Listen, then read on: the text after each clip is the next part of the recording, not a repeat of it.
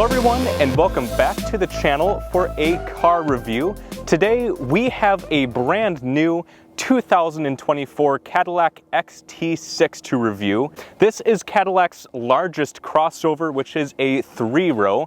And crossovers have really become very popular these days, so I've been interested to see exactly how Cadillac has been doing within this space. But before we get started, I would like to thank all of my subscribers. The channel is nearing 18,000 in total, which is brilliant. However, only about 5.5% of people who watch my videos are actually subscribed. So if you could subscribe, it would be a huge help. It's free and you can always unsubscribe later. Also, my channel now has merchandise. If you're in need of a new hat, shirt, or jacket, you can feel free to click on the link in the description below. And on that website, you can also find plenty of General Motors merchandise, including merchandise for Cadillac and multiple other brands. Also in the description are links to gmcarclubs.org and the Cadillac and LaSalle Club. These groups are full of people who are interested in keeping excitement around cars alive, so if you want to, you can feel free to join those groups. Before we start talking about this particular XT6, I'd like to talk a little bit about how the XT6 came about. Well, in the mid-2010s, crossovers and SUVs were becoming very popular and essentially replacing the sedan as the family vehicle.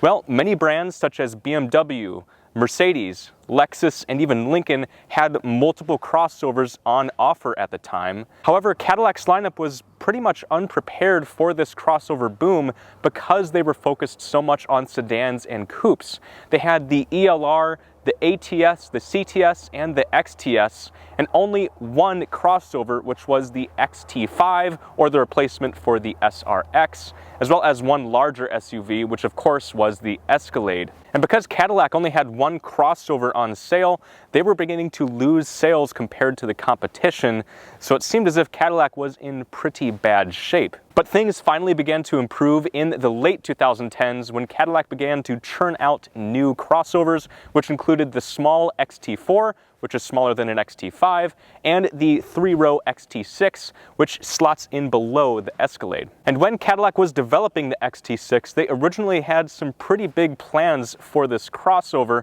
They were going to use the fantastic rear-wheel drive-based Omega platform, which undergirds the Cadillac CT6. However, this was an expensive option, so Cadillac eventually decided to build the XT6 on the C1 platform, which is front-wheel drive-based and also undergirds the Chevrolet Traverse and the Buick Enclave, as well as several other crossovers. The Cadillac XT6 was originally introduced in the 2020 model year and continues to be offered in 3 different trim levels, which includes luxury, premium luxury, and sport.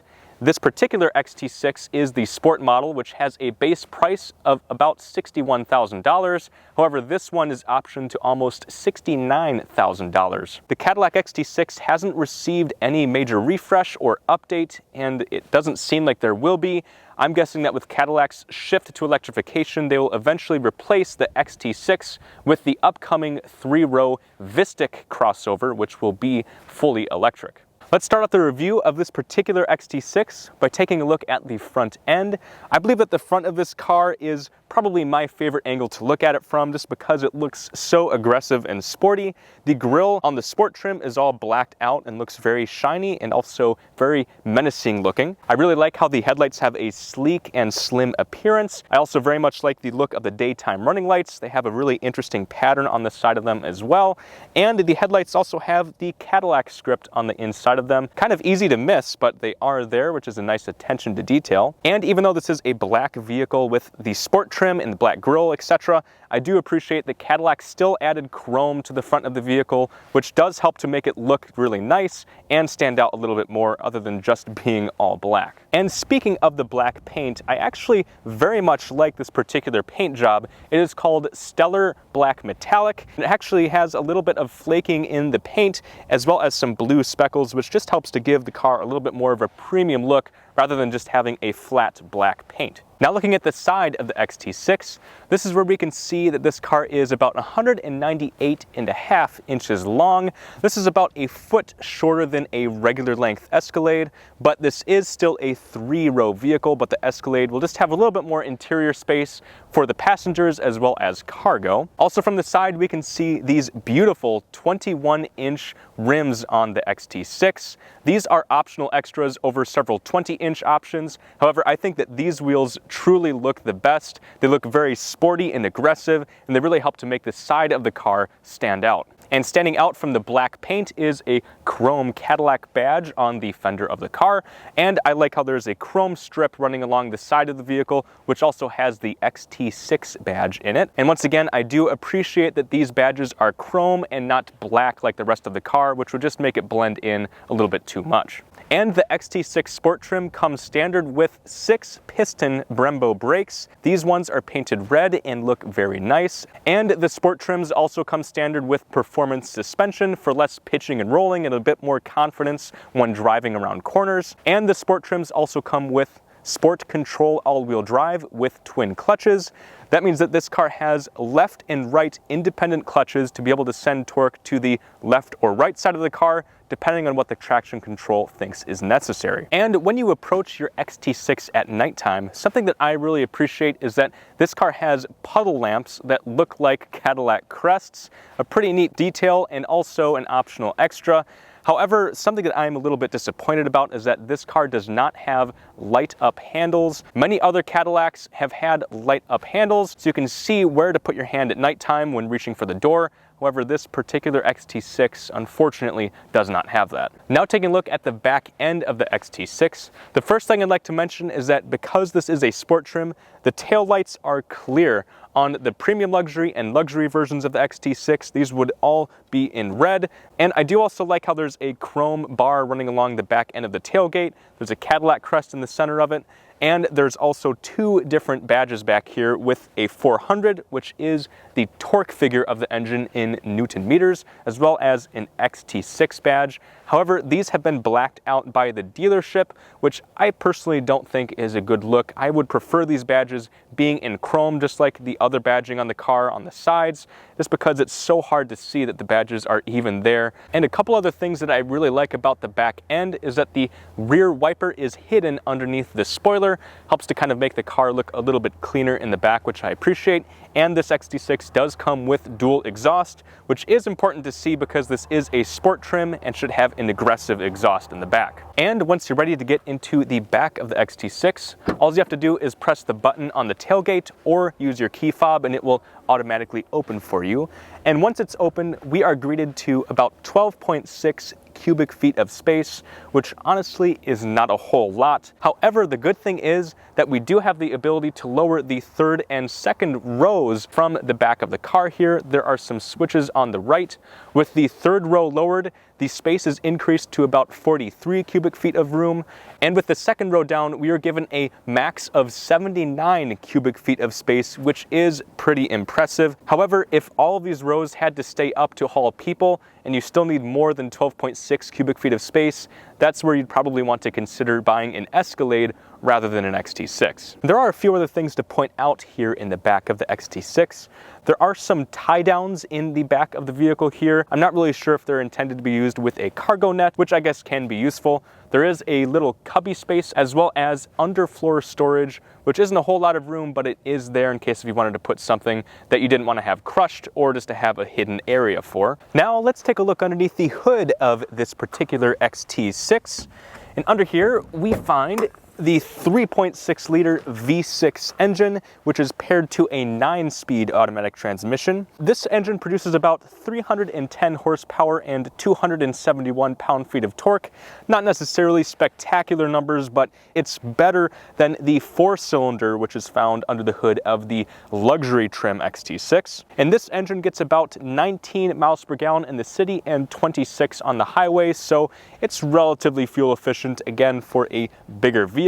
And to help with that fuel efficiency, this XT6 does come with stop-start Fortunately, it can be disabled with a button on the center console. However, it only disables it for that ignition cycle. So the next time you start the XT6, it will once again turn on stop start. So you got to press that button every single time, which is a bit annoying. And what is disappointing is that you cannot get a bigger engine than this 3.6 liter. However, I believe that if Cadillac would have built the XT6 on the Omega platform, it could have gotten the Blackwing V8 engine, which was found under the hood of some CT6s, which was also on the Omega platform. This XT6 could be really special with that V8 engine.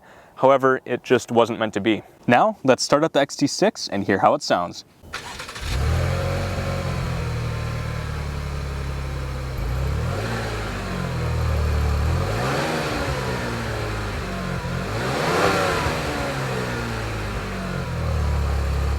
Before we take a look at the interior of the XT6, let's go ahead and take a look at the key fob that came with the vehicle. As you can see, this is kind of one of Cadillac's older designed key fobs. Cadillac, for many of their newer vehicles, have a different one with a little bit more plastic on it. However, this key fob still is very nice. It does kind of have a nice rubber texture to it, and it has real metal on the edges, which does feel very luxurious. On the back, there is a nice Cadillac crest, and on the front, we have our lock button, unlock button, auto start button, and a button to open up the tailgate, and of course a panic button as well. So overall, a very nicely designed key fob, very luxurious feeling. However, it probably will wear a little bit worse than some of the newer plastic key fobs that Cadillac is currently using. Now that we've taken a look at the exterior of the XT6, let's go ahead and take a look at the inside.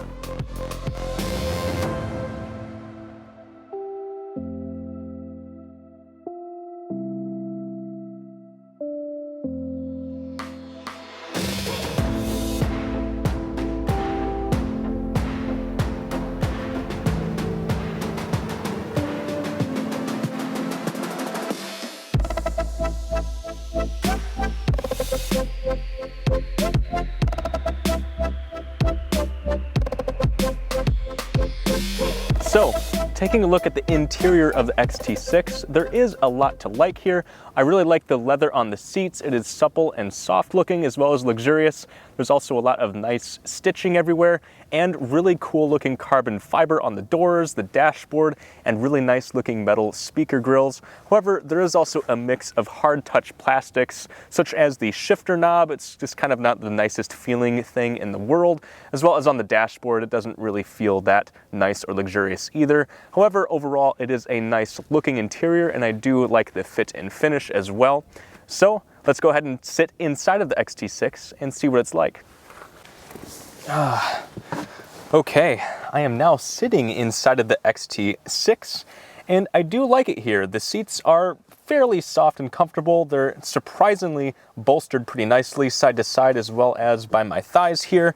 The seat is perforated, the leather feels good, and I also like how I have a commanding position here over the road, and I feel pretty confident in this particular driving position. The headrest does also move up and down to help increase my comfort, and there are power seat controls on the left side of the seat. You can of course move the seat in just about any way that you want. There is also a switch for the lumbar in this seat. However, it is only two-way. It does not move up and down, only forwards and backwards, and there also is not a massage seat function for the XT6, which also is a shame, since many other Cadillacs do come with massaging seats, and it would be nice to see in this XT6. And taking a look at the door, this is where we find the power window controls.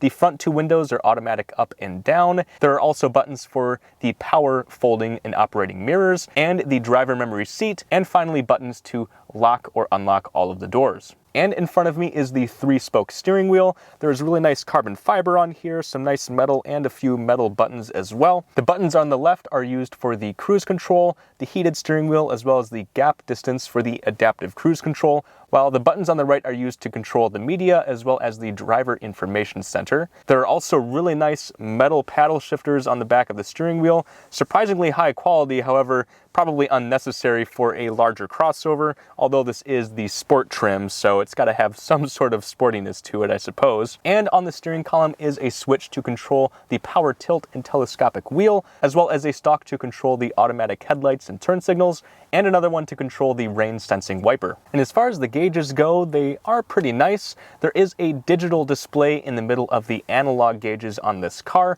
The digital display can be used to see things such as your tripometer and driver information, average economy, tire pressure, all that kind of stuff. There's another page there where you can see the current music that you're listening to. You can see your navigation, your Bluetooth, or even the settings for the driver information center as well. But there are also analog gauges here. The one on the left is used for the RPMs of the engine, as well as a fuel gauge, and the one on the right is the speedometer.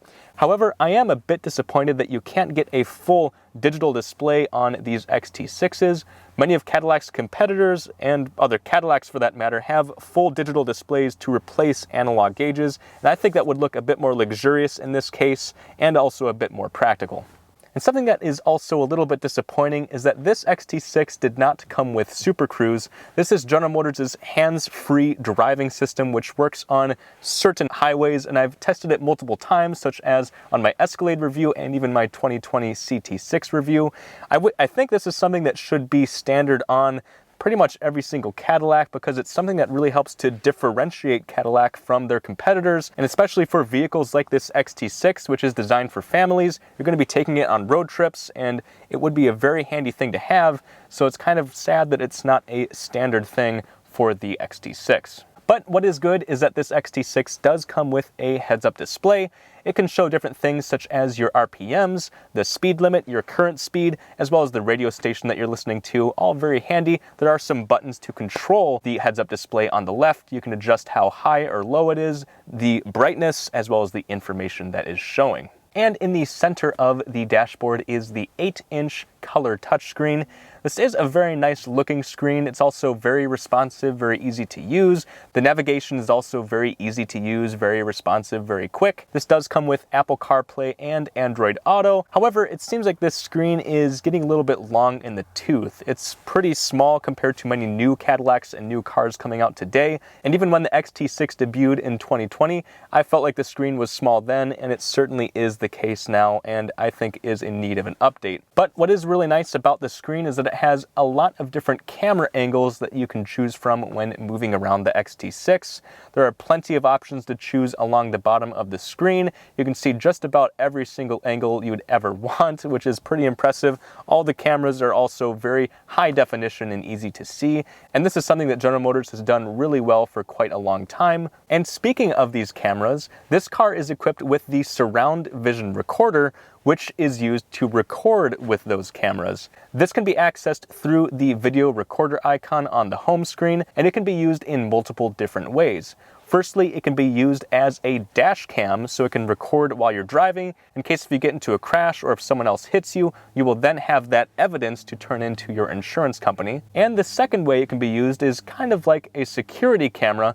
These cameras will actually turn on if the car detects motion, if the car is moved, or if a window breaks and someone starts moving around in the car. It will start to record, so then you will have that evidence once again to show either to your insurance or maybe even the police department if an incident like that occurs. And there are a few buttons near the 8-inch display. One of them is for the park assist. You can turn it on or off. The one below that is used to automatically park into a parallel or perpendicular parking spot. The other one is the stop start button for the engine. There is another button for the hazard lights, and the final one is used to turn on or off the lane departure warning. And fortunately, when it comes to adjusting the climate in the XT6, there are physical controls to do so. These buttons are located on the center console, and most of them are kind of haptic controls rather than physical buttons or switches. And these haptic controls are frankly a bit more difficult to use than actual physical buttons or switches, just because it doesn't always register when you touch them, and sometimes you have to take your eyes off the road to see exactly what you're doing when controlling them,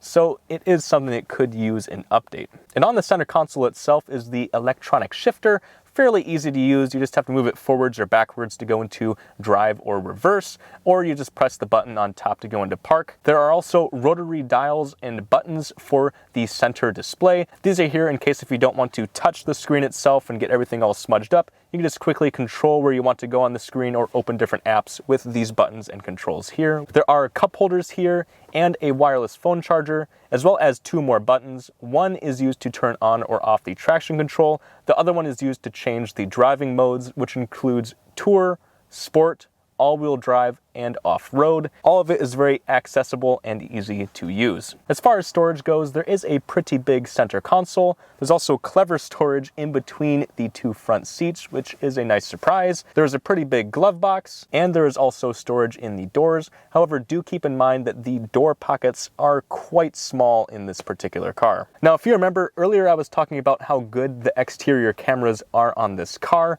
Well, there is one other exterior camera that is fantastic, which I haven't talked about yet, and it has to do with the center mirror. First of all, if you look at the center mirror, it looks pretty normal. Well, you can also turn this mirror into a camera. To do this, there is a switch on the bottom which you flip, and it suddenly transforms into a screen which shows what is behind the vehicle. And this is a really cool idea because if you have a bunch of kids or things in the back seat obstructing your vision, you can just turn on this camera and suddenly you can have a clear view of everything behind you. However, it does take a little bit of getting used to because your eyes have to refocus on this mirror to see what is on the camera display. And to make the viewing experience through this camera even better, you can adjust the brightness of the screen, you can zoom in and out, and you can also adjust the screen or camera up and down, much like a normal mirror, just with a camera system, which is all very, very cool. And on the ceiling above the camera are a few more buttons. One of them is used to open and close the sunroof. The other one is to open or close the sunshade to cover the sunroof if you don't want it. And there are buttons for the garage HomeLink system. And I am very glad to see a large panoramic sunroof in this car. It really helps to brighten up the interior and make it feel a little bit less claustrophobic for those in the back. And if you wanted to open or close the tailgate from the driver's seat, there is a way to do that. There is a hidden button on the driver's door, and all you have to do is press the center of the button and the tailgate will open, and then press it again to close the tailgate. And this can also be used to adjust how high the tailgate will open or close, which is a very handy thing. Okay, I'm now in the back seat of the XT6, and I am pleased to say that there is a good amount of legroom and headroom in this row. I do feel like I can sit here for quite a while and be comfortable and relaxed. And you can also adjust these seats a little bit. There's a lever on the side of the seat which can be used to lean the chair forwards or backwards. You can also adjust how far forward or back the seat goes by using a handle on the front of the seat, and I can slide forwards and backwards. This particular car did come with the 2 captain's chairs, which makes accessing the third row a little bit easier with this space here. However, it is possible to get a second row bench seat in this car, so you can have a 7-person occupancy, which is a pretty impressive thing, but it's probably not something that would be very popular for most people. And as far as amenities go for the second row passengers, there are a few things. First, I can adjust my climate back here. I can of course adjust the temperature or the fan speed, whatever I'd like. And these seats are also heated, which is a pretty luxurious thing. And there are USB and USB-C ports here, as well as a cup holder with a large cubby. And a lot of this is really kind of rough, hard touch plastic, which doesn't feel very good. But the good thing is that the buttons here are made out of metal and feel good. There's a cool Cadillac script here, which looks luxurious. And the doors still have the nice premium materials on them, just like the front doors, which is a good thing to see. I am now in the third row of the XT6. And if you want to get back here where I am, there are multiple ways to do that. The first way is to go in between the captain's chairs in the middle, or if you really want to give yourself a challenge, you can try and squeeze behind the second row seat. And to do this, what you have to do is lift this lever on the top of the seat, which then causes it to lean forward and slide forward. And then you've got to step kind of above the chair and behind it, and then squeeze yourself through slowly and carefully. Honestly, not the easiest thing to do in the world. It's kind of more of a thing that will be reserved for children to do because hopefully they'd be the only ones sitting back here. I do feel a bit claustrophobic. I can't really stretch out, and the seat is also pretty low, so my knees are almost up into my face. So it's not really the best place to be as far as space goes, but it's also not the best place to be as far as luxury goes because there isn't much luxury back here. Everything back here is either hard touch plastic or kind of cheaper cloth, so it feels a bit more like a Chevy Traverse than a Cadillac. But the nice thing is there are USB ports here, so you can at least plug in your devices if you are stuck back here and need to charge. Now that we've looked at the exterior and the interior of the XT6, let's go ahead and take it for a drive.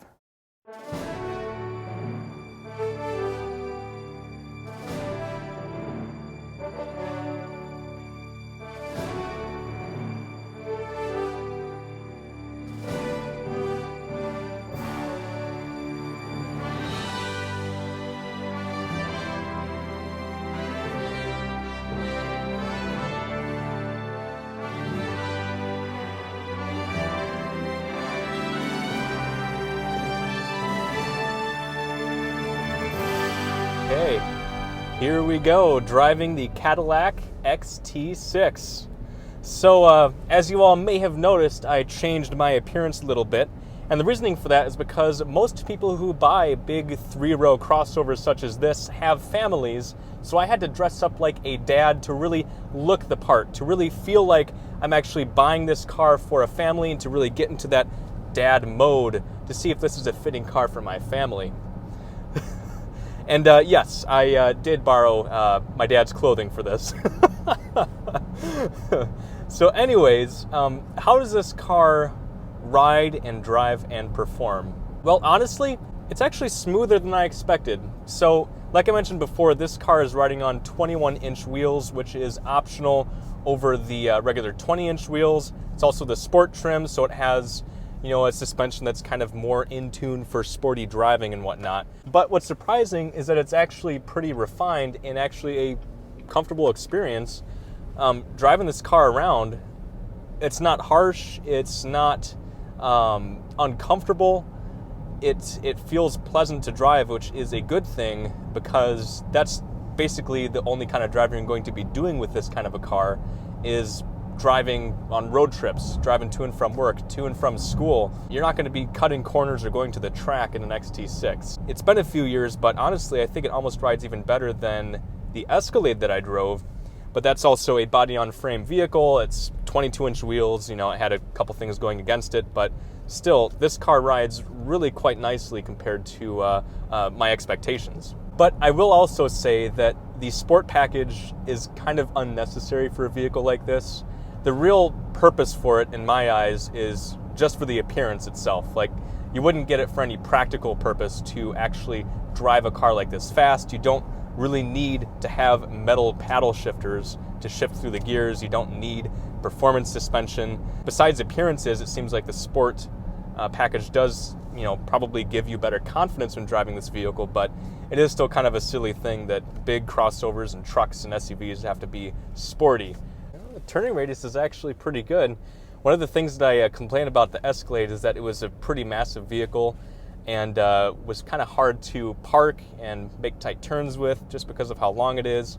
This car is definitely, clearly a lot easier to drive, and it is about a foot shorter, so it makes a lot of sense. And I do like driving with this V6 engine. It's fairly peppy.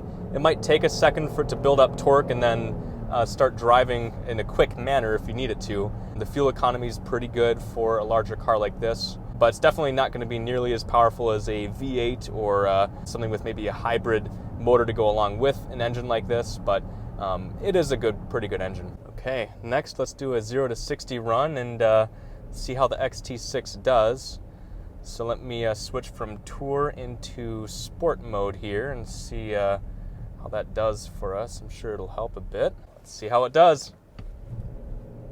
Okay, building up power, 30, 45, 60. Okay, did all right.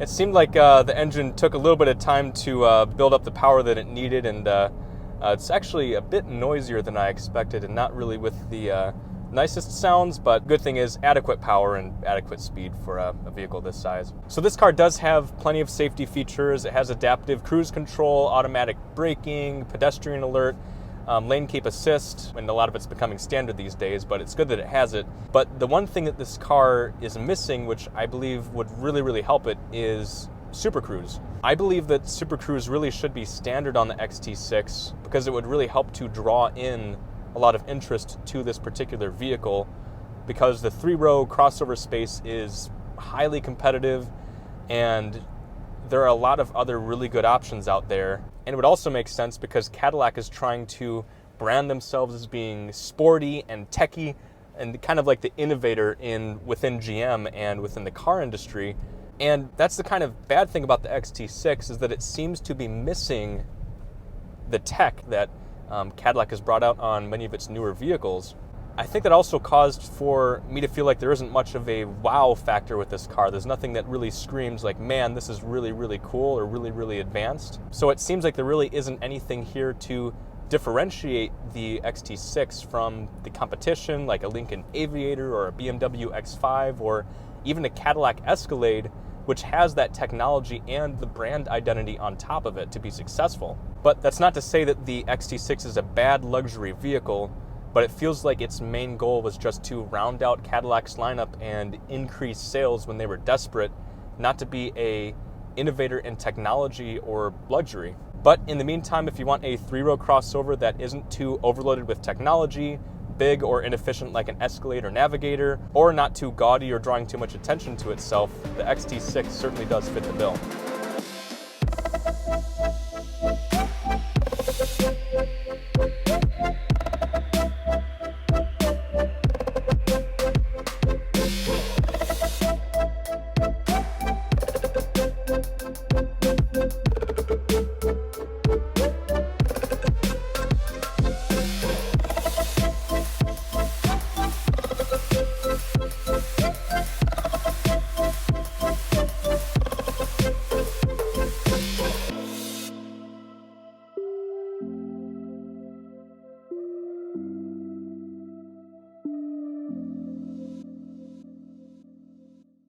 Okay, well, I hope you guys enjoyed the video and hopefully also got to enjoy this new Cadillac and enjoy as much as seeing the old cars on the channel as well.